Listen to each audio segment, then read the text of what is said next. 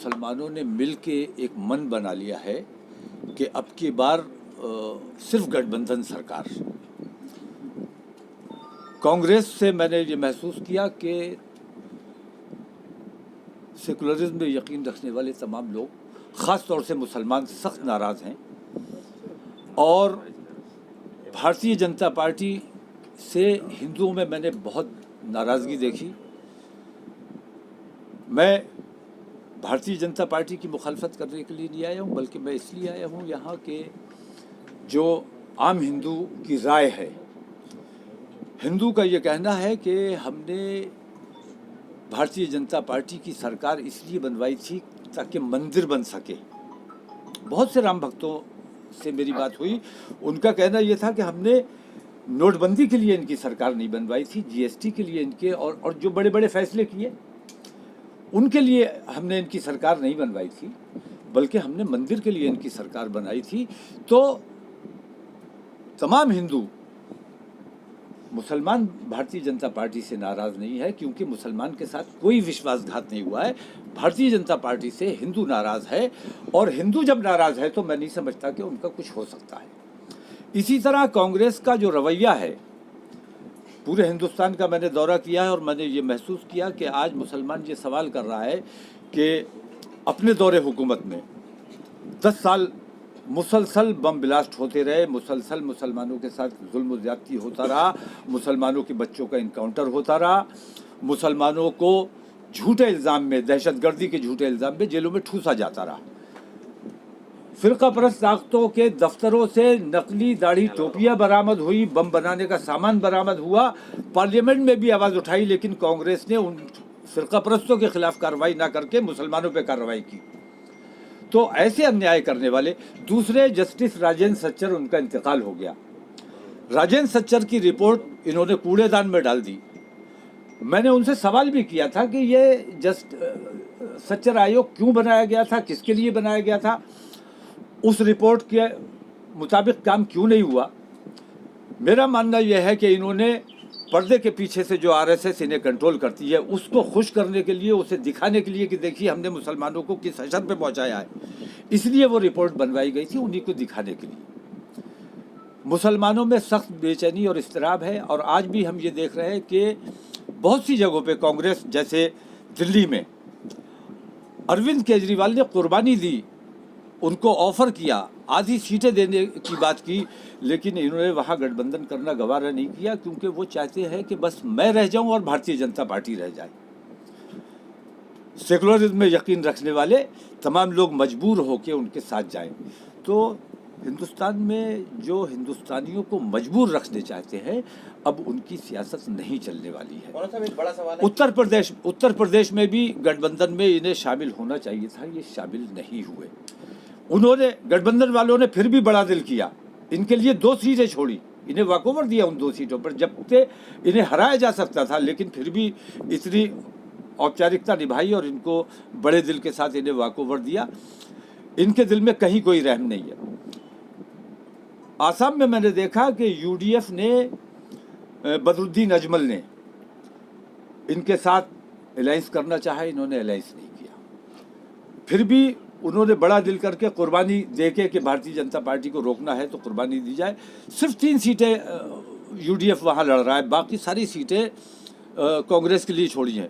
लेकिन कांग्रेस के लिए जो सीटें छोड़ी हैं, उन पर उम्मीदवार उतारने से पहले उन्होंने उन 3 सीटों पे उम्मीदवार उतारे। ये जुल्म किया जा रहा है। यहाँ उत्तर प्रदेश में भी मैं देख रहा हूँ कि वो सीटें जो भारतीय जनता पार्टी को आसानी से हराई जा सकती हैं, उन सीटों पे इन्होंने उम्मीदवार उतार के गठबंधन को हराने का काम किया है और कोशिश कर रहे हैं। इनकी इस कोशिश को नाकाम किया जाना चाहिए। भारतीय जनता पार्टी को हराने के लिए जो लोग ये समझते हैं कि कांग्रेस किसी हालत में नहीं जीत सकती, सिर्फ गठबंधन, जहाँ जहाँ गठबंधन है, मैं देख रहा हूँ बिहार में लालू प्रसाद के बगैर इस बार देश की सरकार नहीं बननी है, ममता बनर्जी के बगैर देश की सरकार नहीं बननी है। इसी तरह तमाम गठबंधन जहाँ जहाँ हैं, वहाँ मजबूती से लड़ाई लड़ी जा रही है।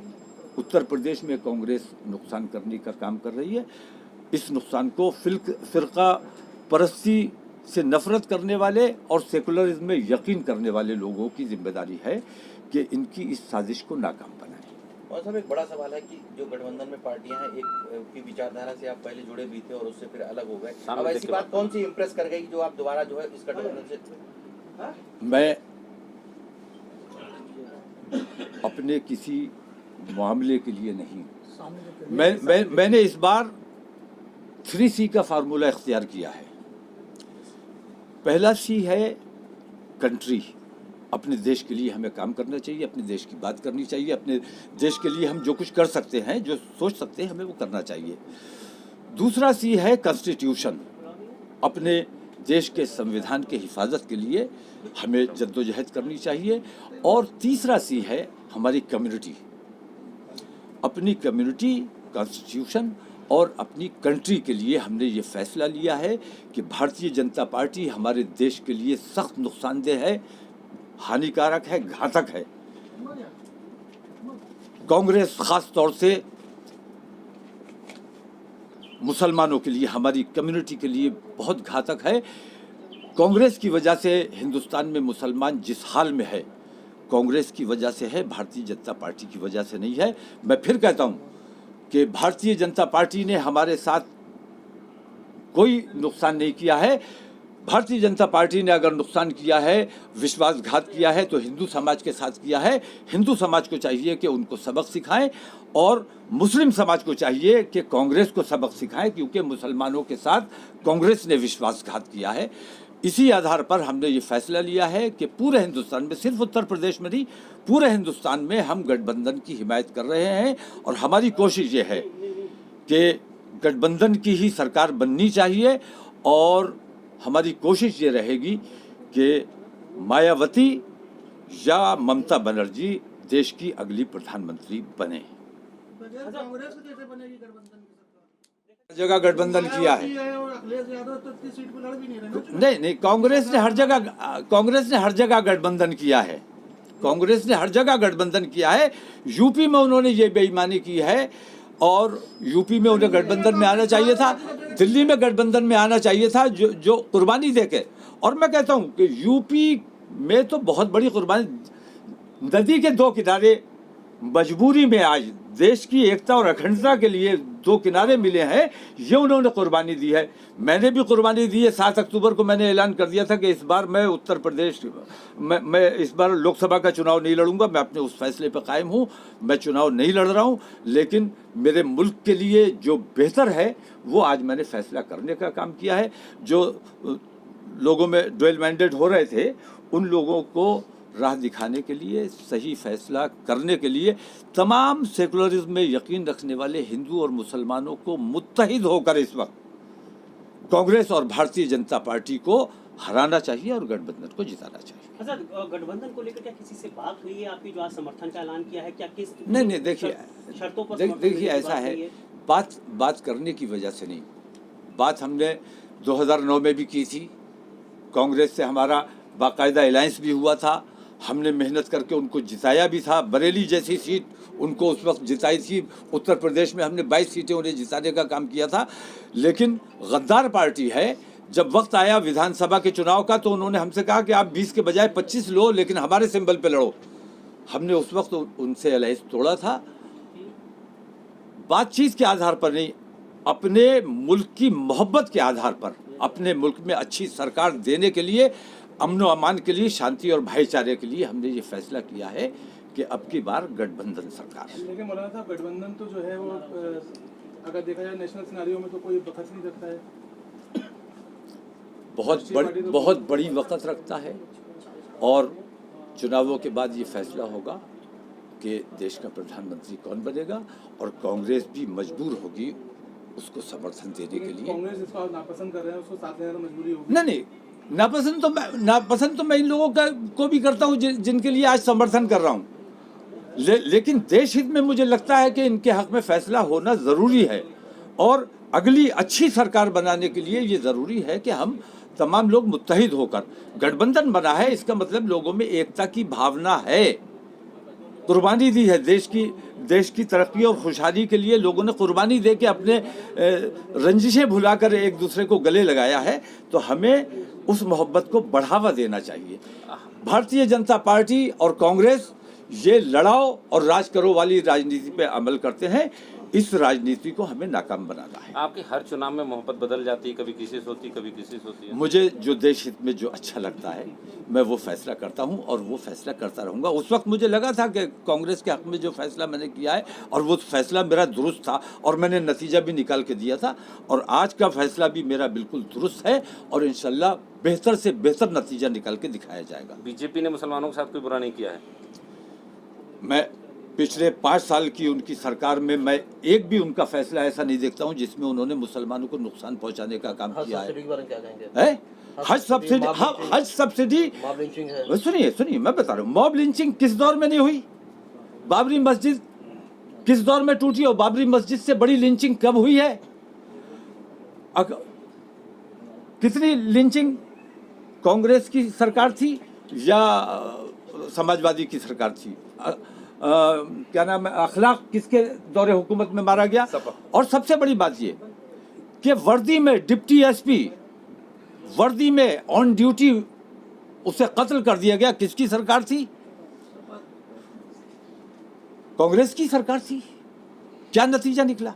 यूपी में तो सपा की सरकार थी। मैं वही कह रहा हूँ, मैं वही कह रहा हूँ कि भारतीय जनता पार्टी की सरकार में मैं कहता हूँ कि मुजफ्फरनगर जो हुआ था आपको याद है, और अभी पिछले दिनों आप तमाम लोगों की जानकारी होगा, बुलंदशहर में इतना बड़ा फसाद प्लान किया गया था, लाशें गिनना मुहाल हो जाता।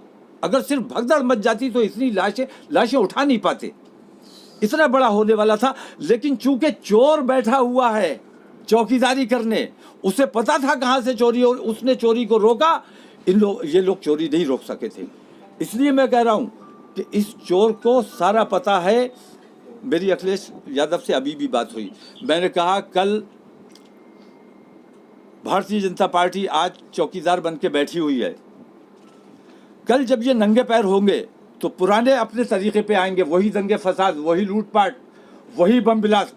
उस वक्त किसके पास जाएंगे हम? कहाँ जाएंगे? कांग्रेस आज दामन बचा के चल रही, तमाम लोग दामन बचा के चल रहे हैं। मुसलमानों को किसी पर डिपेंड नहीं रहना है। मुसलमानों को मुत्तहिद होकर खुद एक ताकत बनने, अपना काम खुद करने की ताकत और सलाहियत मुसलमानों को अपने अंदर पैदा करनी है। इस वक्त मौजूदा हालात में भारतीय जनता पार्टी और कांग्रेस को रोकने के लिए ये ज़रूरी है कि तमाम लोग मुत्तहिद होकर, ख़ास तौर से मुसलमान मुत्तहिद होकर गठबंधन का साथ दें। और पूरे मुल्क में मैं वेस्ट बंगाल भी गया हूँ, बिहार भी गया हूँ, आसाम भी गया हूँ, आंध्रा वगैरह का भी मैंने दौरा किया है। अभी मेरा प्रोग्राम लगा हुआ है महाराष्ट्र का, वहाँ भी जा रहा हूँ। मैं पूरे मुल्क में जहाँ जहाँ गठबंधन है, बहुत सी जगहों पे गठबंधन में कांग्रेस शामिल है, जहाँ गठबंधन में कांग्रेस शामिल है मैं गठबंधन की हिमायत कर रहा हूँ। जहाँ गठबंधन के बाहर है, जैसे दिल्ली में गठबंधन के बाहर है, मैं सख्त मुखालफत कर रहा हूँ और केजरीवाल की हिमायत कर रहा हूँ, और केजरीवाल इंशाल्लाह जीत के आएंगे।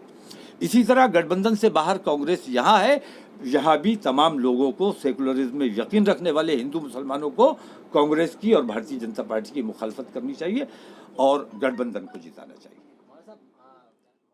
उस कुर्बानी को, एकता के उस जज्बे को हमें बढ़ावा देना चाहिए और उनका साथ इसीलिए तमाम लोगों को देना चाहिए। और ख़ास तौर से मैं अपने हिंदू भाइयों से अपील करता हूँ कि वो जो नोटबंदी जैसा बड़ा फैसला कर सकते हैं, नोटबंदी का फैसला मामूली फैसला नहीं था, बहुत ख़तरनाक और बहुत बड़ा फैसला था।